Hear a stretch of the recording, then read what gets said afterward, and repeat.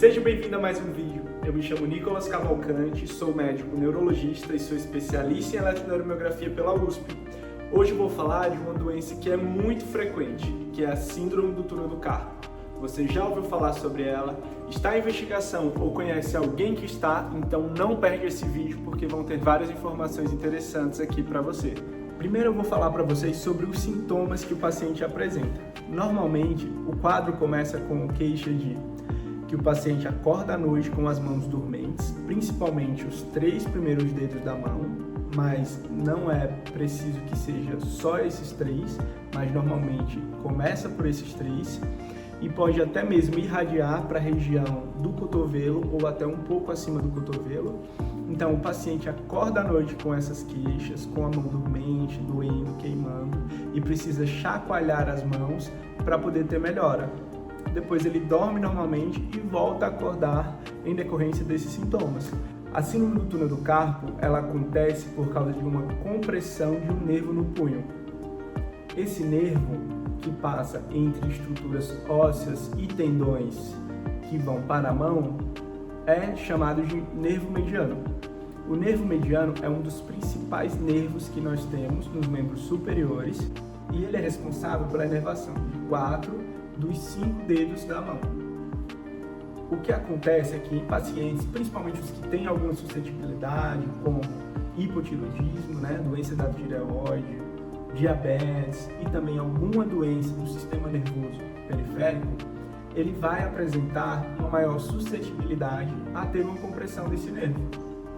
Os sintomas começam com essa alteração de sensibilidade, principalmente nos 3, 4 dedos da mão, seguido por fraqueza. Então, quando o paciente apresenta esses sintomas, não busca um tratamento, há um quadro que evolui para queixa de fraqueza, perda da destreza e muitas vezes a sensação de que a mão está inchada, embora não haja um inchaço real, perceptível à inspeção médica. O diagnóstico dessa síndrome é um diagnóstico clínico baseado na história que o paciente traz. Então, mais uma vez, na medicina é muito importante a história que o paciente conta, que a gente chama de anamnese, essa história que você leva para o seu médico, associado a exames físicos no consultório, tem alguns testes específicos que a gente realiza, e também exames complementares.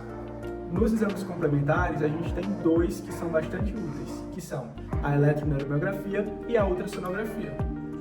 Na eletroneuromografia, nós realizamos estímulos elétricos, ou seja, pequenos choques. Eu já fiz um vídeo aqui no canal falando sobre esse exame.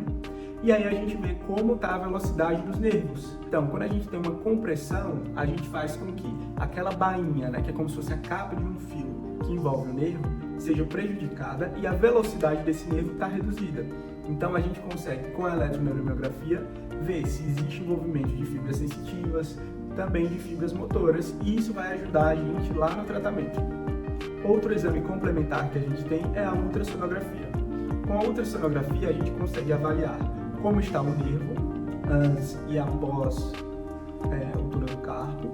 Também, através do túnel do carpo, se ele está espessado, se ele perdeu o padrão normal esperado para um nervo. E também vamos avaliar outras estruturas da mão, como ossos, e também a musculatura da mão, para ver se existe realmente esse diagnóstico ou se existem alguns outros diagnósticos diferenciais que possam explicar os sintomas do paciente. Em relação ao tratamento, nós temos um tratamento para os casos leves e outro tratamento para casos moderados a graves. Normalmente, para os casos leves, a gente vai fazer o uso da tala, em que a gente vai precisar que o paciente use pelo máximo tempo possível, e vai evitar a compressão do nervo, essa tala que mantém o punho reto. E em casos leves que não respondem ao tratamento com a tala, ou casos moderados acentuados, a gente vai indicar o paciente para fazer uma cirurgia para descompressão do nervo. E caso o paciente opte por não operar, tem medo da cirurgia, não quer tratar, não quer usar a tala, nesses casos existe o risco de avanço da doença, com piora dos sintomas clínicos, atrofia da musculatura da mão e também perda da destreza. Então é muito importante que o paciente não ignore os sintomas e procure ajuda médica para esse tratamento.